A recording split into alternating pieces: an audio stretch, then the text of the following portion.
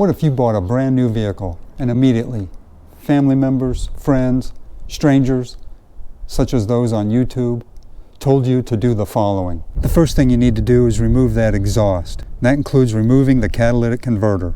Remove all side markers. Remove your front turn signals. Remove your rear turn signals. Remove your mirrors. And one last thing. Remove the passenger seat. What would you say to them?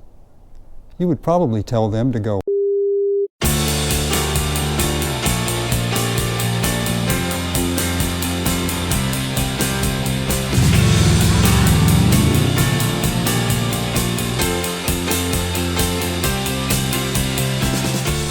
Why do many motorcycle owners feel compelled to tell you how to modify your bike?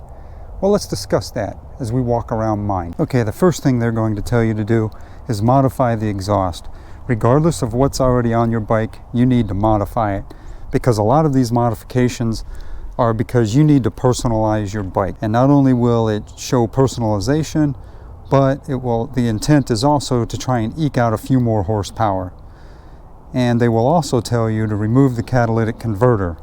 Now, from everything that I've read, again, this is for the United States, that it is illegal to remove a perfectly functioning catalytic converter. So I have no interest in doing that. And by the way, for those of you that didn't watch my previous video on my purchase experience, there was a dealer in Georgia who had already made exhaust modifications to a brand new bike that was on the showroom floor, and they had removed the catalytic converter and added a total of $2,500 to the cost of the bike. So I would have been skeptical about buying a brand new motorcycle from a dealer without a catalytic converter here in the States. But anyway, moving on, they will swap out this exhaust thinking they're going to get a few more horsepower, which they may, although I will say, at least on this bike, Yamaha has the X-up valve, the exhaust ultimate power valve that they've been putting in motorcycles for the past several decades, and it is electronically controlled by the ECU that is supposed to open to give maximum power according to the appropriate RPM. So in my estimation, the bike is already tuned for maximum performance based on what's going on in the exhaust anyway. For those that think they need a few more horsepower, this I think begs the question of why not just get another bike that has more horsepower rather than spending $2,500 on an exhaust. Now this motorcycle in particular has 174 horsepower. So if someone wanted to modify the exhaust to try and get 180, well, just buy a bike that has 180 or more horsepower. But I think these same individuals, if they bought a motorcycle that had 180 horsepower, that wouldn't be enough. They would now want 190. So it just never ends. So regardless of how much horsepower the bike has, I think they take satisfaction in telling people and bragging that they got a few more horsepower out of it by making a modification, and swapping out the exhaust was one of the ways that they did it. And they'll also flash the ECU for those that really want to get crazy with it. Another reason why people will want to swap the exhaust is because they prefer the sound. Now on a lot of those, I think it sounds much worse. A lot of these, they sound like it's coming out of a coffee can, and that just doesn't sound very good at all, so count me out. And for those that like their bike to sound louder, oftentimes they will justify it by saying loud pipes save lives. Well, that's a bunch of, and you should be embarrassed if you've ever repeated that phrase, because it's simply not true.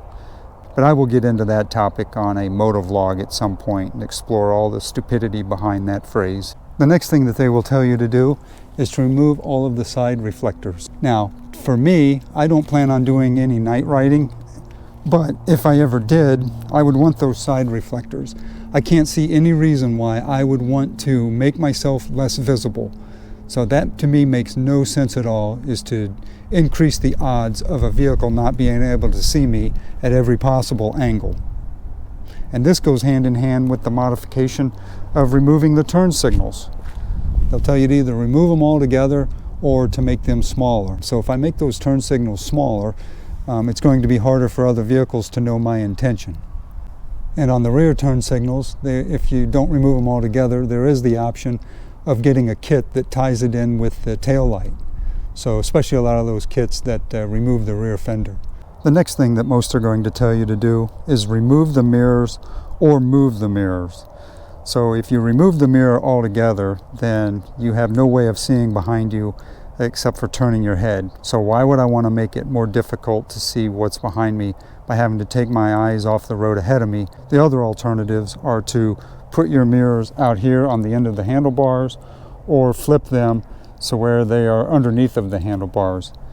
And again, neither one of those makes sense to me either, because you've now either got to turn your head farther outward to see what's behind you, or tilt your head down more to see what's behind you. Now, the irony of some of this is there are also those that tell you you should leave your bike in first gear when at a stoplight, so when you see what's coming up behind you, if you need to get out of the way in a hurry, you can do so because you're already in gear.